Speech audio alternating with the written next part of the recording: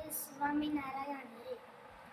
સન 1883ના ભાદરવા વદી 6ને દિવસ શ્રીજી મહારાજ શ્રી ગોધડા મંદિર દાદા ખાચરના દરબારમાં પોતાના ઉતારાને ગાદી તકિયા ઉપર વિરાજમાન હતા. સર્વ શ્વેત વસ્ત્ર ધારણ કર્યા હતા ને કંઠને વિશે મોગરાના પુષ્પના હાર પહેર્યા હતા.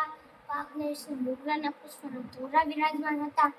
એ પોતાના મુખારવિંદની આગળ મુનિ તથા દેશ દેશના હરિભક્તની સભા ભરાઈને બેઠી હતી.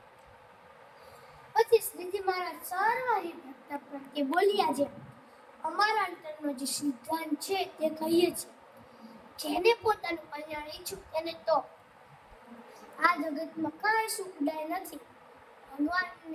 ભગવાનને સાધવીને કાંઈ સુખદાય નથી. માટે જેમ પોતાના જીવને વિશે આત્મબુદ્ધિ વર્તે છે તેવી ભગવાનના સાધુને વિશે આત્મબુદ્ધિ રાખવી જોઈએ અને ભગવાનના ભક્તનો પક્ષ દ્રઢ કરીને રાખવો જોઈએ. અને તે પક્ષ રાખતા છતાં આબરૂ વધો અથવા ઘટો અથવા માન થાઓ કે અપમાન થાઓ અથવા દેહ જીવો કે મરો, પણ કોઈ રીતે ભગવાનના ભક્તનો પક્ષ મૂકવો નહીં, તેમનો અભાવ આવવા દેવો નહીં. એવી રીતે અને પોતાના જે સગા સંબંધી તેને વાલા રાખવા નહીં. એવી રીતે જે હરિભક્ત વર્તે તેને તો અતિ બળવાન એવા જે કામ ક્રોધાદિક શત્રુ તે પણ પરાભવ કરી શકતા નથી. અને જે ભગવાનનું બ્રહ્મપુર ધામ છે તેને વિશે ભગવાન સદાય સાકાર મૂર્તિ વિરાજમાન છે. અને ભગવાનના ભક્ત પણ મૂર્તિમાં થતો ભગવાનની સેવાને વિશે રહે છે. અને તે ભગવાનનો જેને પ્રત્યક્ષ પ્રમાણ દ્રઢ આશરો હોય તેને મનમાં એવી બીક ન રાખવી જોઈએ હું રખે મરીને ભૂતપેટ થવું કે રખે ઇન્દ્રલોકને જ પામું કે રખે બ્રહ્મલોકને જ પામું, આવી આશંકા મનમાં રાખવી નહીં. કેમ જે એવો ભગવાનનો ભક્ત હોય એ તો ભગવાનના ધામને જ પામે, પણ વચમાં ક્યાંય તેને ભગવાન રહેવા દે નહીં.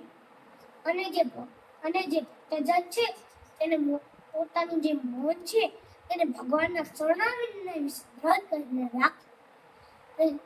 વજ્રની પૃથ્વી હોય તેમાં વજ્રની ખીલી ચોળી હોય તો કોઈ રીતે ઉખડે નહીં. એમ ભગવાનના ચરણાવીને પોતાના મનને દ્રઢ કરીને રાખવું. એવી રીતે જે ભક્ત પોતાના ભગવાનના ચરણાવીને દ્રઢ કરીને રાખે તો તેને મરીને ભગવાનના ધામમાં જવું એમ નથી.